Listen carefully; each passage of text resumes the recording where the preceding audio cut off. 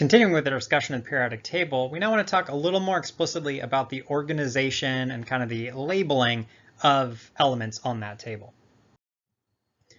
So when we're talking about the periodic table, it is very much so a table, and we're going to have names for the rows and columns. Rows are going to be called periods. If you remember, the whole point of periodic table was that you have these repeating patterns that follow a period. So each row in the table is going to be then kind of one time through the period. So you would expect each element in a given row has unique properties. And the periods are going to be numbered just from top to bottom. So the first row is period 1, then period 2, so on and so on. The columns are then called groups. Oftentimes, you'll also hear them called families. So groups or families. Groups is more the technical term. Families is a little more historical, but it sticks around. The elements in a group have the same chemical properties, right? Each row is one time through the period. So whenever or one time through the pattern. So every column then is that similar kind of that point in the pattern.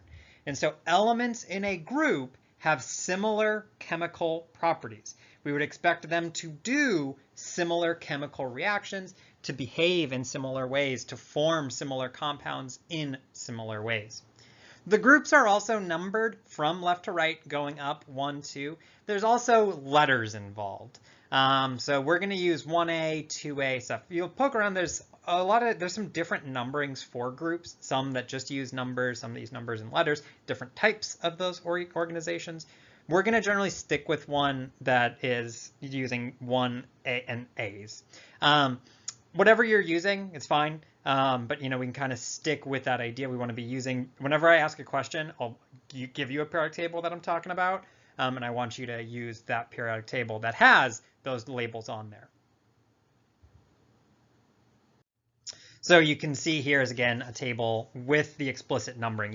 You will kind of just pick up on the periods, especially because they're just counting rows 1, 2, 3, 4, 5, 6, 7, but you can always use those. One kind of nuance with that, you'll note that 1 does always start up here. So like, for example, anything that's not on the edge, there is nothing in period 1 in the second column. Down here, if we looked at, say, chromium, Cr, that is in period 4 still. There just is nothing above it, above chromium in the earlier periods. That column starts with period 4. And then when we look at the numbers of the groups, you can see there is like the 1A, and then there's also that number in parentheses. We're going to use the 1A, and if you'll note the A's, remember we talked about the main group, that's where we find 1A, 2A, and then it's kind of hard to see, but that's 3A, 4A, 5A, 6, 7, 8A. And we're going to use that designation. And so the transition metals are then where the B's show up. So the B's are showing up down in the transition metals. So 1B, 2B, that sort of kind of progression. Generally, we're not going to really be too concerned about the group numbers of the transition metals. Again, the main group gets that name main for a reason. We're going to do a lot more chemistry with those guys. So we want to get some practice working through that idea. What element is found in group 4A and period 3, and what metals are in group 6A? Okay, so when we're working through this, we want to get, kind of put this together, the organization of atoms in the table. So starting out, what element is found in group 4A and period 3? We're going to be thinking group is a column. So we see 4A, we're told it's 4A. We want to look and find where 4A is, which column that's talking about. So everything in that column is in group 4A. So carbon, silicon, germanium, tin, lead, and then whatever FL stands for. So but those symbols are right there. And then period 3, we can look over here. We can see period is the row, so we're looking at the third row. We can trace those together and find that it is Si. So Si would be a fine answer. If you called it silicon or you knew that, that's fine as well. But you could also just say Si because that means it's silicon. One of the things we do want to be careful of is you'll note a lot of times when we see period 3, you have a tendency to want to count down, like 1, 2, 3, and then call it germanium.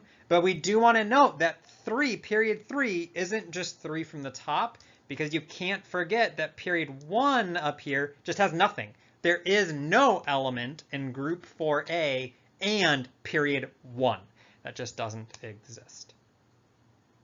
Okay, so what metals are in group 6A? So group 6A, we know again, when we see that A or B, if there's a letter involved, that means you're talking about a group. That's a column.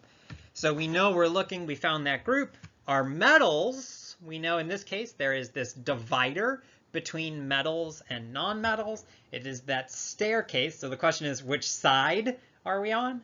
And metals are to the left and below. Okay, so the left and below. So that's where it's going to be still in group 6A. The metals are going to be PO and LV. Okay, so PO and LV, I think that's polonium and livermorium. Those are, not that when you get that far in the periodic table, we're not really doing a ton of chemistry with those things. Those are pretty dangerous. And so, but those we can still define, those are the metals in that group. So those metals have similar chemical properties with, say, oxygen. They have different physical properties, but their chemical properties are the same. Everything in group A is doing similar chemistry.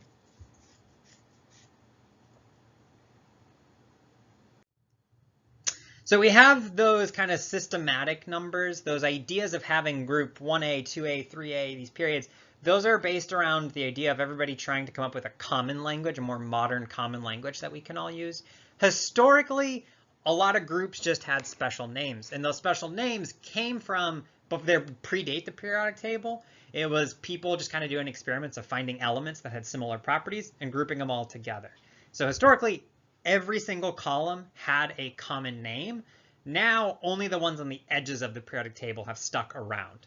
So the first column is the alkali metals. The second column is the alkaline earth metals. Those are pretty similar names. And on the other end of the periodic table, we have the halogens and the noble gases. So we have kind of the extreme sides of the periodic table where we have some really unique and important types of reactivity, and those names have stuck around and we still use those. So we do want to get comfortable with those. You don't need to know group 5A, so like that nitrogen group. You don't need to know that that's called the pnictogens because no one really uses that anymore. Halogen, you've probably heard halogens out in everyday life, halogen light bulbs, halogen lamps, those sorts of things where those come up. So those names still have stuck around. So first column in the periodic table is the alkali metals, the very first column on the left of the periodic table.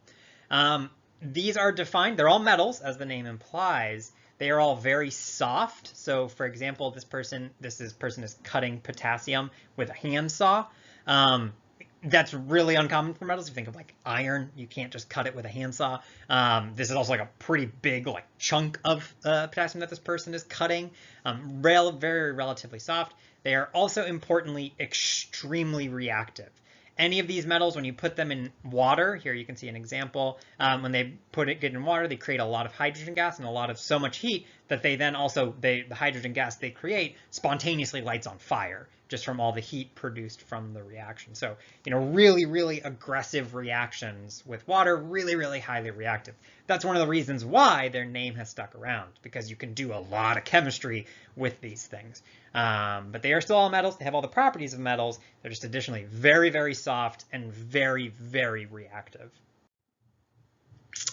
The other side of the table, second to last column, are the halogens. And the halogens also are very, very reactive. They are the unique column in the table. At room temperature, you have solids, liquids, and gases. Fluorine and chlorine are gases. Bromine is a liquid, and then iodine and acetylene are solids. So you have every phase of matter represented in the column.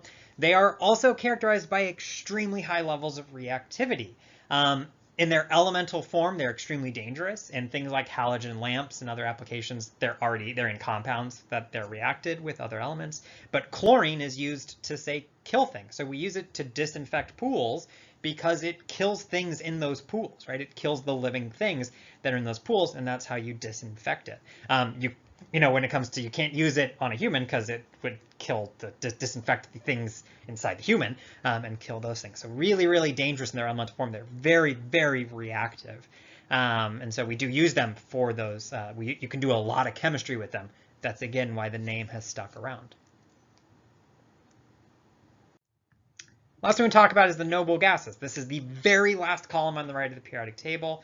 These are also characterized by reactivity, but it's the lowest reactivity. These are all gases. So helium, neon, argon, krypton, and xenon are all gases at room temperature. They don't do really any chemistry.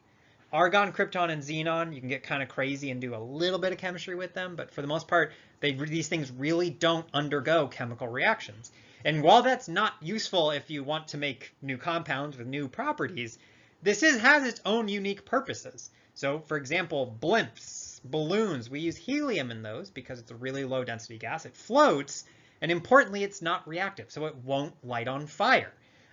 Old incandescent light bulbs, which still are around in a decent number of rooms, use argon, right? The gas inside of those is argon because you light it up by running electrical current through a metal and just getting it really, really hot. If there was oxygen, if there was air in there, it would light on fire.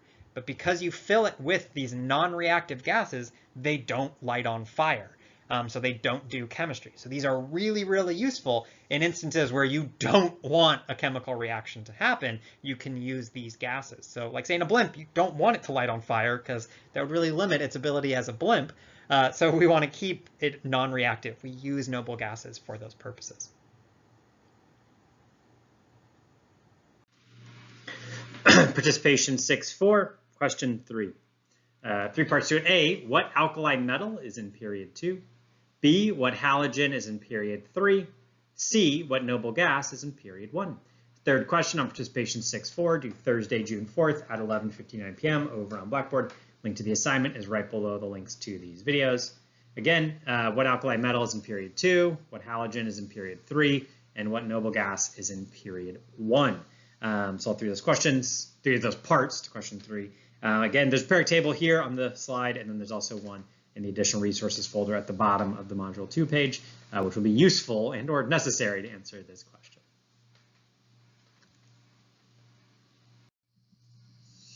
Okay, another participation question in this video, participation 6-4. That marks halfway through this set of videos by number of videos. Looking for any more questions in the back half. I'll see you there.